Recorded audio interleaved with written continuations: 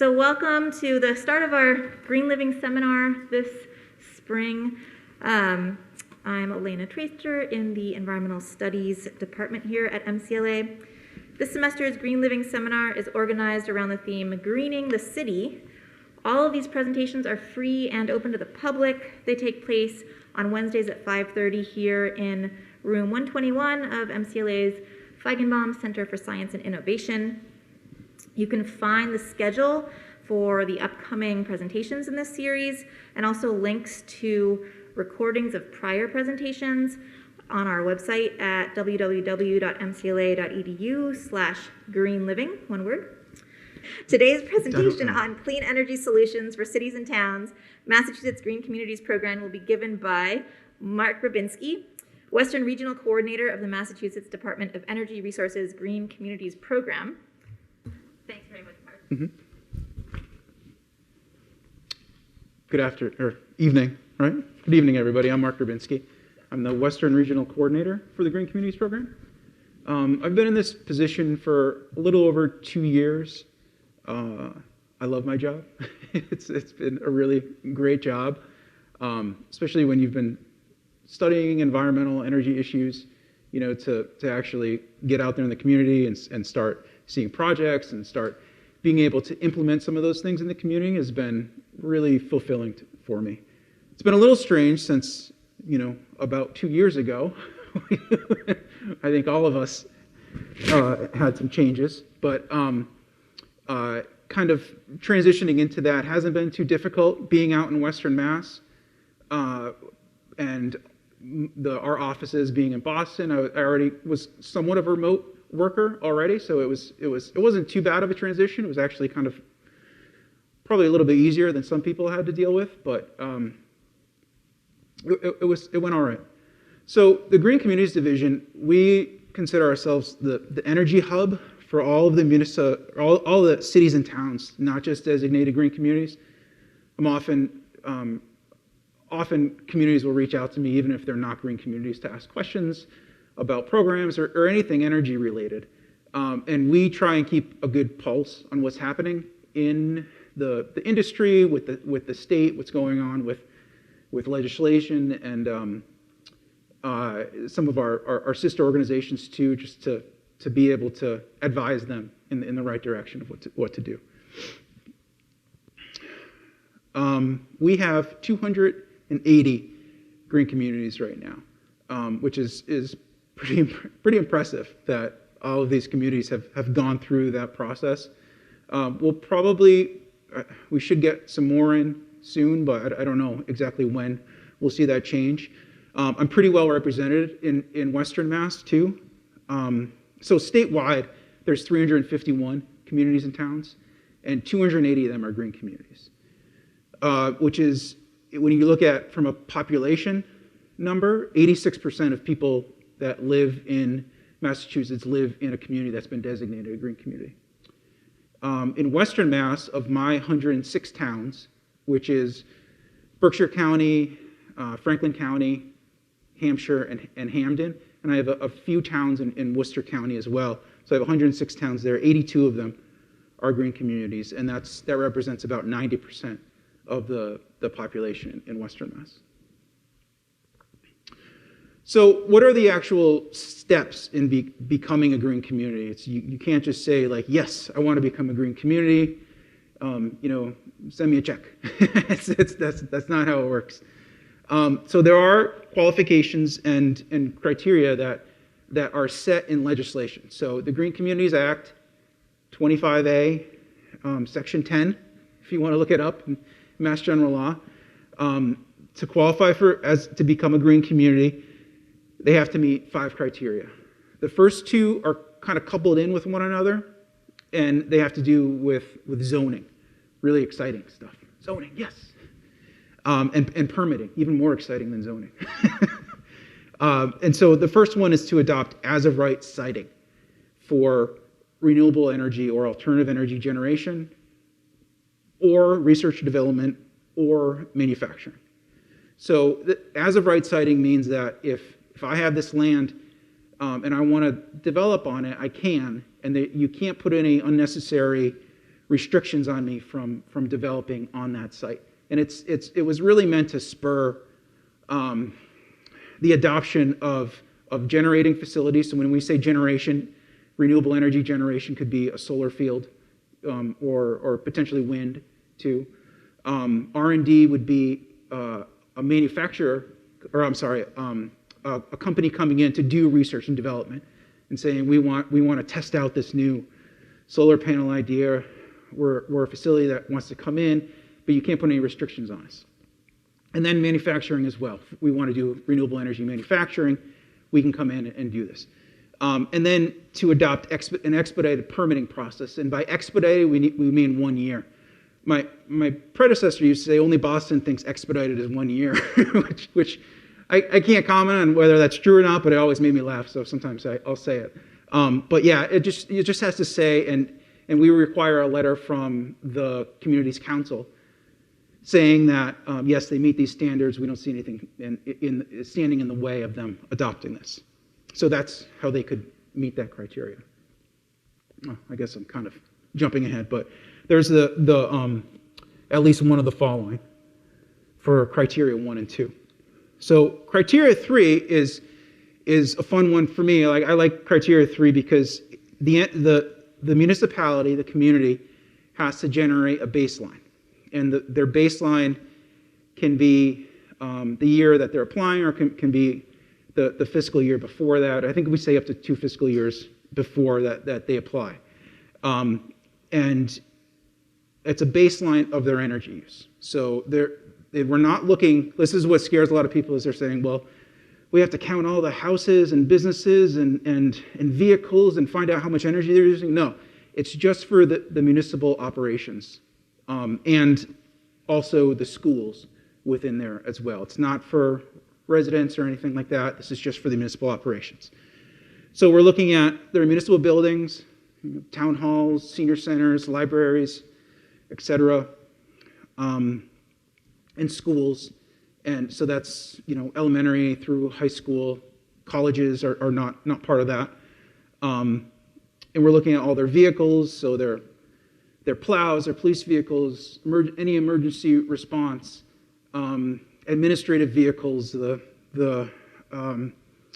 building inspector that might be driving around, their vehicle, all of those. We're looking at the vehicles and we're trying to figure out how much energy they use. And that's usually they can figure that out pretty easy because they get deliveries of gasoline or diesel sent to them. So we count those as going to their fuel use. Some of them use fuel cards too, so they're somewhat easy to track. The street lights and traffic lights are another one that they pay an electricity bill on. And then their water and wastewater facilities are the ones that we're really focusing on to create that baseline, saying, okay, in 2018, if that's your baseline year, you've used, 10,000 MMBTUs of energy. And MMBTU is how we keep score.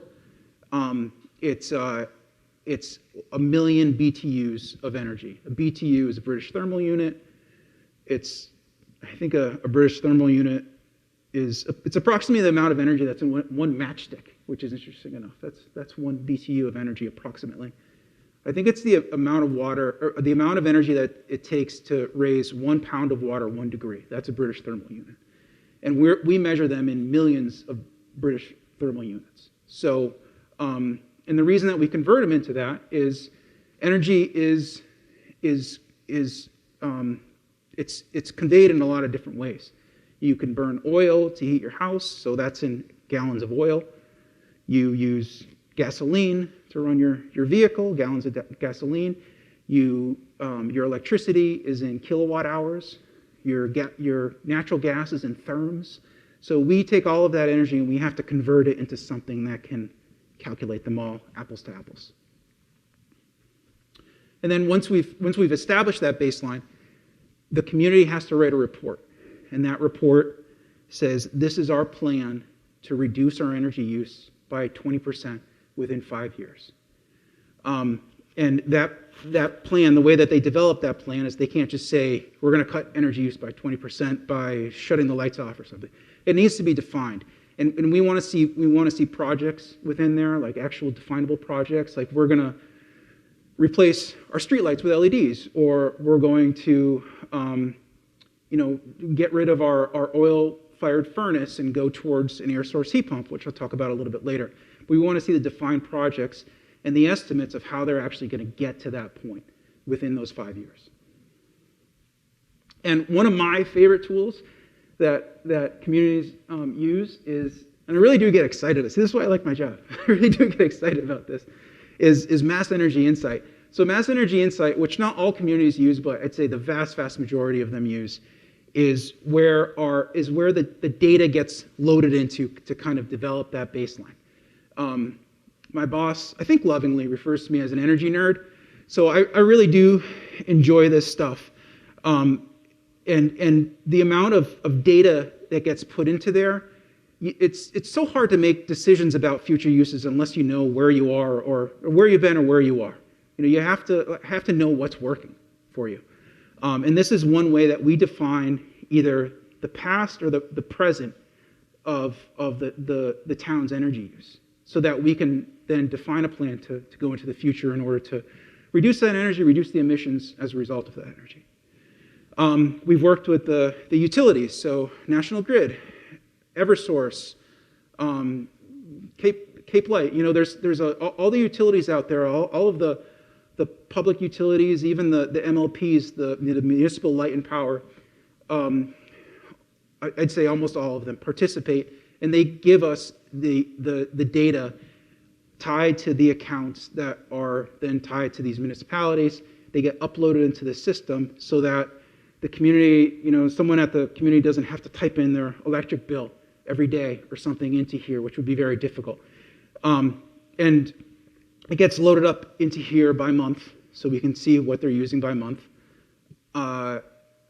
One thing that doesn't get loaded up, which there's really no way to do right now automatically, is delivered fuels. So any delivered oil, propane, diesel, gasoline, wood pellets, those are small companies that provide those things, so they're not automatically loaded into Mass Energy Insight. And those do have to get added to the system by somebody that works at the town. But once those are in there, you can kind of see how your building's doing.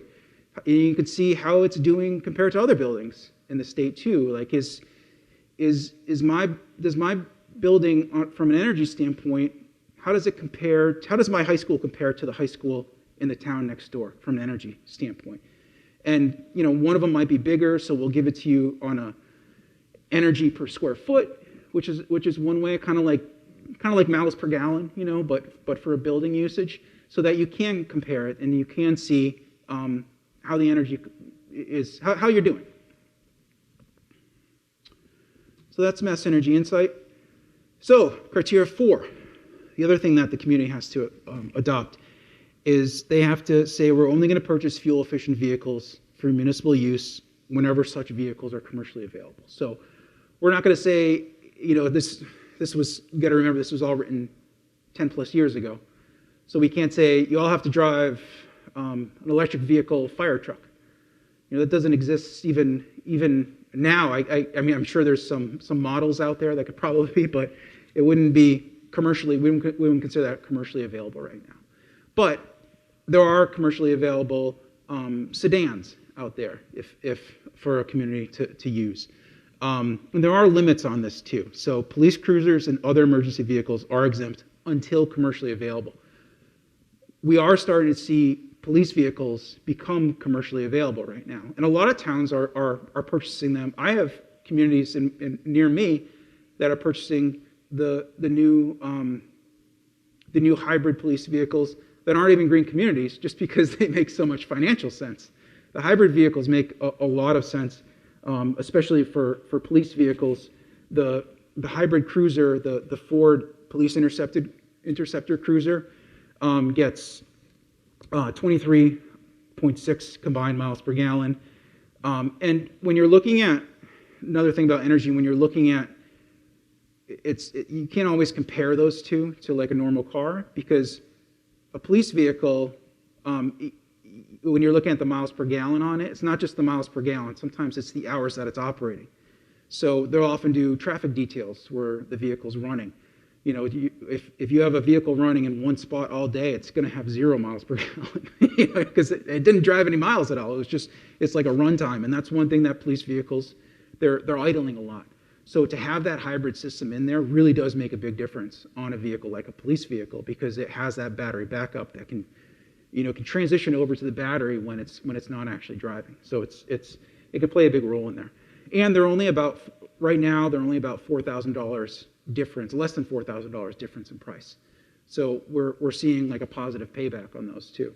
And at least last year, I don't know, I can never talk about future grants, but last year in our competitive grants, you can apply for up to $5,000 towards that. So it was even more of a no-brainer to purchase a hybrid police vehicle.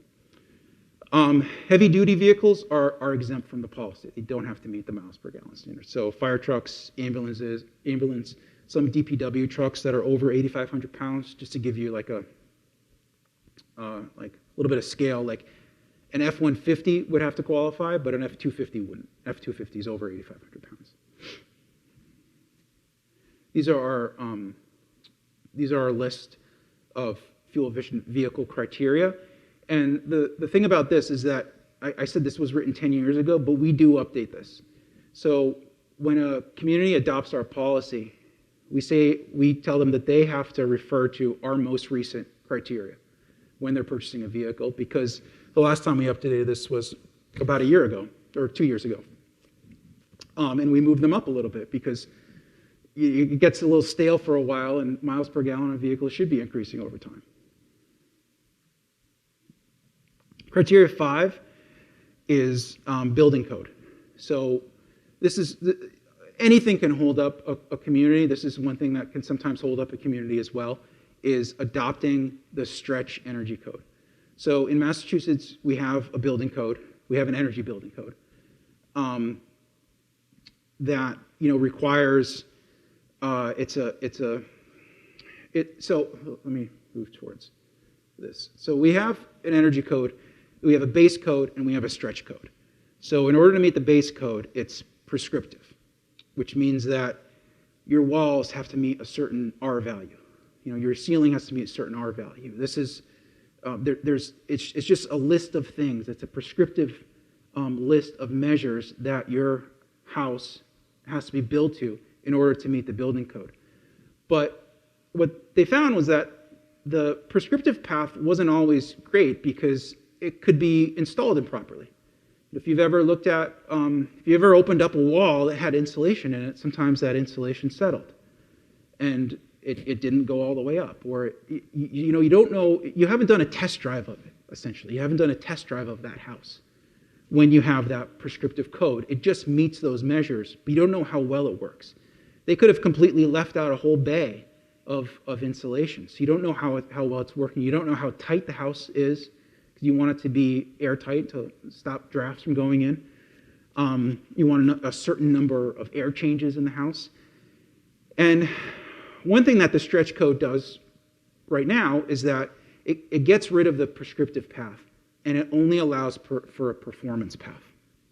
So, and the performance path is the way that you meet that is, well, first you have to adopt stretch code and say, we're a stretch code community. If you build a new house, this is only for new houses and commercial buildings over certain square footage. It's not for existing houses. Even if you do a renovation, unless it's a full renovation, you wouldn't have to, like a tear down, you wouldn't have to meet stretch code. It's only for new. What they do is they bring in a HERS rater, which is a home energy rater. And they'll do, a lot of you are probably familiar with a blower door test on the house. They'll do duct tests. And they run energy models on it to say, this is what we can expect based on our scientific data that we're doing right now. This is how we can expect this house to perform. So it has to pass the HERS energy rating. It has to meet a minimum HERS rating in order to meet the stretch code. So it's a better way of testing buildings. Why do we test performance? Prescriptive codes don't guarantee good installation. Air and water tightness buildings are complicated. You think like 4 walls and a roof.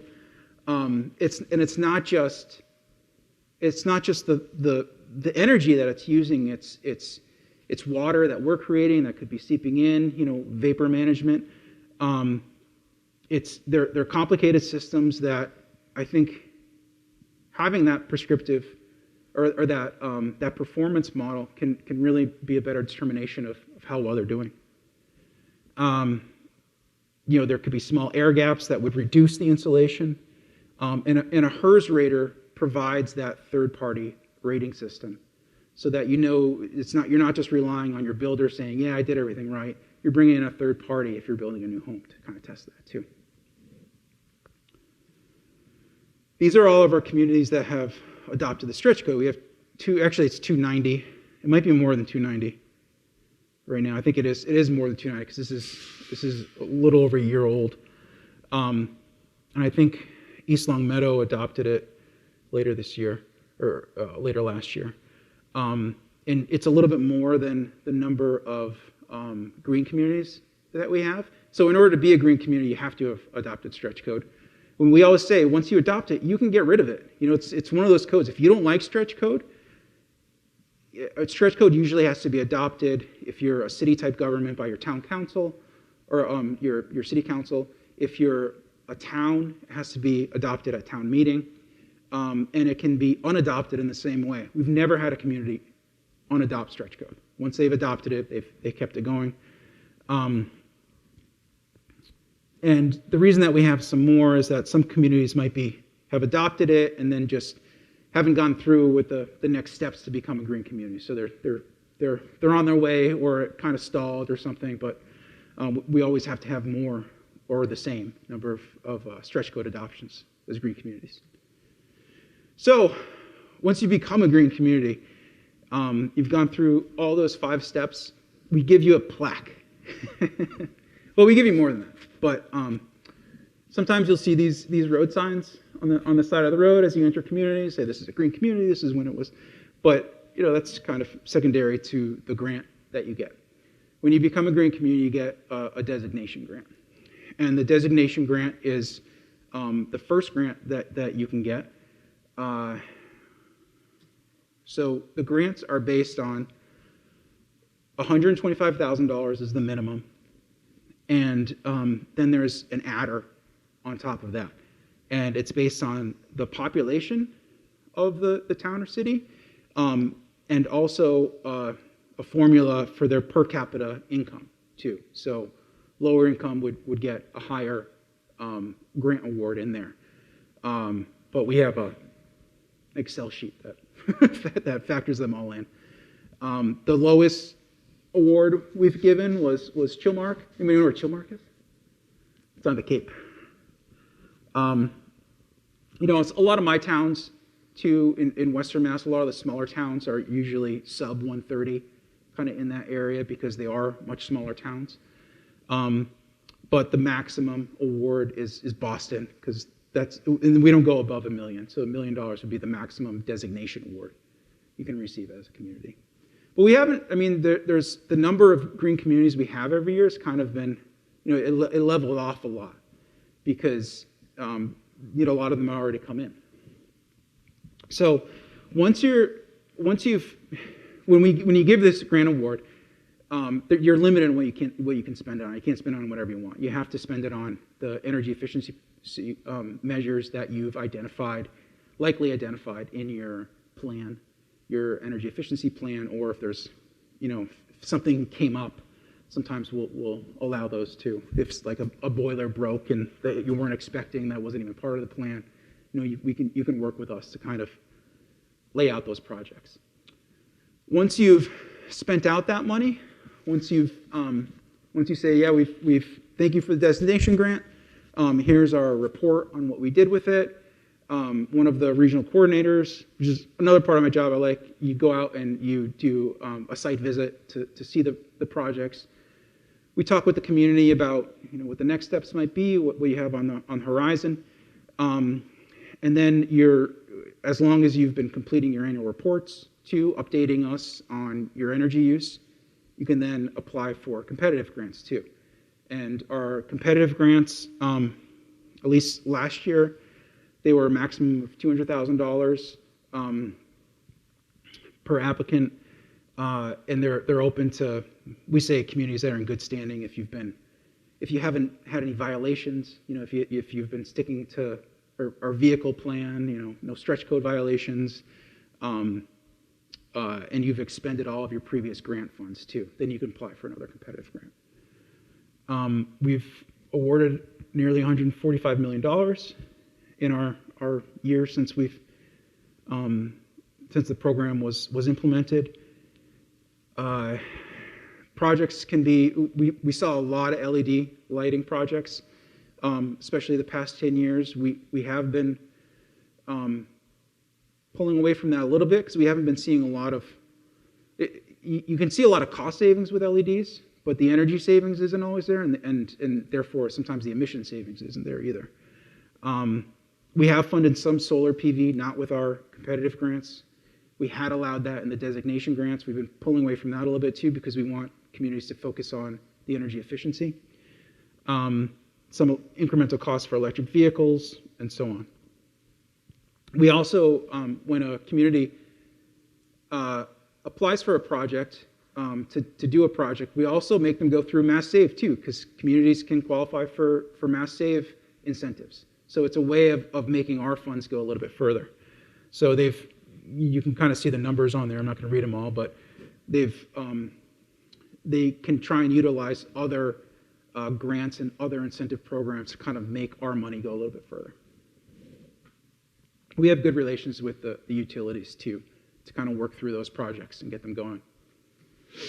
I know, Elena, you were already kind of showing the map, but I just, in our surrounding area where we are right now, a few of the towns that are green communities, I wrote up there, Clarksburg received their designation of $141,000 in 2017. They completed those projects, and just last year they applied for a competitive grant and were awarded it. They haven't started those projects yet, as far as I know. North Adams finished out their designation grant. I did that inspection too, which I think would have been a couple years ago. Williamstown has had a couple. They haven't been real active recently.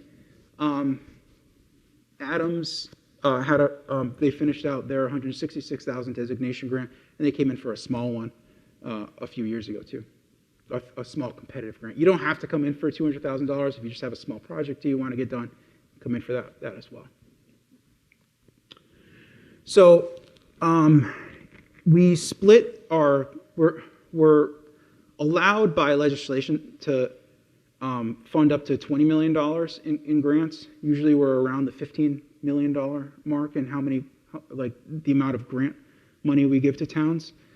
And we used to do one competitive grant, but it was becoming too overwhelming. You see that we have a lot of green communities now. So we split the grants up into two separate blocks. So we have a spring block and a fall block too. And this is block one, which was our spring block from last year. We had 9.9 million requested, and we funded 7.8 million of that. We haven't announced our fall grant round yet. That should be out soon. And we have, we say competitive, but it's pretty good numbers of what we're able to award out there too. And we try and give communities feedback on the grant application and the grant table when they're filling it back to see, is this project a good project? How many BTUs does it save per grant dollar that you're applying for? You can see that on the grant table. You see our metrics about how many MMBTU we saved and how many metric tons of carbon we reduce per year on here. So that's kind of the Green Communities Program. I also wanted to talk about some of the goals that the state has over the next few decades, and some of the potential strategies that have been identified in order to achieve those goals too. So almost a year ago, a little less, the governor signed the global let's see, related to global warming, it was the climate bill. You signed the climate bill in 2021. And this laid out goals for the next few decades about how we're going to achieve our net zero emissions by 2040, really by 2050, and kind of the path that we're going to lower our emissions by in order to get there as a state. This was part of a really large research project, and this document here, the roadmap to decarbonization, is a great document if you're interested in it. It's pretty in depth, but manageable too for the public to read. It does a good job of talking about implementation, which is one of the bullets on there too. But actually, how it's not like pie in the sky, like yeah, we're just gonna do it. It talks about the strategies in order to do it, which are important. And really, the climate bill was kind of was based off of this a little bit. So strategies to achieve net zero. This is part of the plan. There are 4 components to like a deep decarbonization. And one of the things that I wanted to mention on here, because I think it's a buzzword that if you haven't already, you're hearing a lot of it, and it's electrification of buildings. From an energy perspective, whenever I heard electrification was the thing to do, now I thought, what are you crazy? I think of electric heating as electric resistance heating in the 70s and 80s, which isn't electric. Resistance heating isn't always an efficient way to heat. You use a lot of electricity. But it's not resistance heating is not what they're talking about. They're talking about heat pumps and heat pump technology. So air source heat pumps, geothermal, water to air heat pumps. And then electrification, they could also be talking about our vehicles too. It's hard to reach your climate goals if you're still using fossil fuels in any manner. And that's one thing that they're trying to move away. The only way that we're going to meet our climate goals is not by replacing fossil fuels with fossil fuels. It's replacing fossil fuels with electrification and then cleaning and making sure that's clean electricity too. So if you look at, this chart right here, I like this chart. Pounds of emission to deliver 1 MMBTU of heat into a space. So right now, and this is really just kind of physics in a way, like chemistry and physics of oil. If you want to create 1 MMBTU of heat from oil, you're going to create 170 pounds of emissions, and that's always going to be the case because that's what it burns at. That's how many emissions it makes when you burn that. Propane is a little cleaner at 145, gas 120, electric resistance, which I talked about, is 205. Then you get into electric cold climate air source heat pumps, which right now are very efficient because they're not creating the electricity. They're creating the heat out of nothing. They're pulling it from the outside air, so they have an efficiency above 100%, sometimes up to 300% for the efficiency for heat pumps. You'd create 65 pounds of emissions based on, notice I highlighted the 2020 right there, based on our 2020 electric grid. Electric ground source heat pumps are even more efficient at 45, so they're creating 45 pounds of emissions to deliver 1 MMBTU of heat into a space. Now, when you couple those efficient technologies with our grid goals, our electric grid goals, when you see the y-axis is the emissions rate, so pounds of CO2 per megawatt hour of electricity. So how many pounds is it creating per megawatt hour? Our goal is to reduce this drastically over the next few years. When you couple this with that, you can reduce the numbers on the right side even more. So you're never going to reduce the 3 on the left. Like I said, that's science. That's what it burns at. That's the emissions that it creates when you when you burn that fuel. But when the fuel that you're getting, or the electricity that you're getting in order to create that heat comes from renewable sources and is decarbonized to a greater extent, you're using even less. You're creating even less emissions from that. So that's heating electrification in a nutshell for you of why it's being such a focus right now. Because if we're putting in new oil systems, it's always going to be using that. And yeah, they can get more efficient, but they're only efficient to a certain extent. The same thing with propane and gas. They're never going to be over 100% efficient. I talked to the town of Windsor this morning. I asked them if I could use their town hall or their town office as an example. So their town offices, their baseline year was 2015, and this is just for this one building. It's not for their entire municipal operations. This building used 559 MMBTUs of energy, and they went through a number of different projects at the building too. Air source heat pump installation, the first and second floor. You can see the heat pumps are behind these screens right here, and the snow covers too. It was a very cold day. I took this picture. I think I was in my car when I took it. They added thermal curtains too. Those are all items that we funded. They did some nice weatherization work on this building too. So added insulation, air sealing, both the doors and windows. And one of the things I liked about this project is that they did a blower door before and after. So they were able to see the reduction in air leakage in this building, both prior and post work on it. And it showed a 46% reduction in air leakage. And they also had electric on-demand hot water heaters installed in here too. So 2015, 559 MMBTUs of energy it took to operate this building. In 2021, FY21, this last year, they used 190. It's a 66% reduction. Their emissions from this were reduced by 90%. And there's a reason for that. And they installed PV panels, so photovoltaic panels, in 2018. So that even more greatly reduced their emissions from their operations of this building.